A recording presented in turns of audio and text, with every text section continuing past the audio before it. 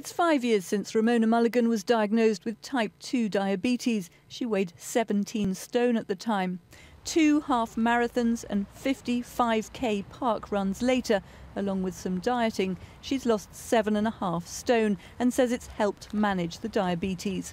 My initial reaction was devastation. I was just disappointed that I hadn't looked after myself better, perhaps I should have paid more attention to my cholesterol levels and my eating habits. New figures from Diabetes UK show 3.3 million people have been diagnosed with the disease, an increase of 60% on the last decade.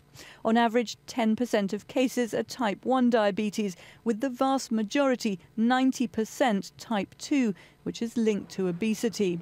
And there are calls for an urgent rethink about how to combat the disease. We've sleepwalked into what is a crisis.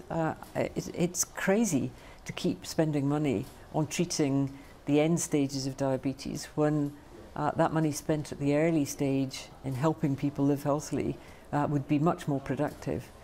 Data published recently showed that diabetes medication now accounts for 10% of the NHS drugs bill.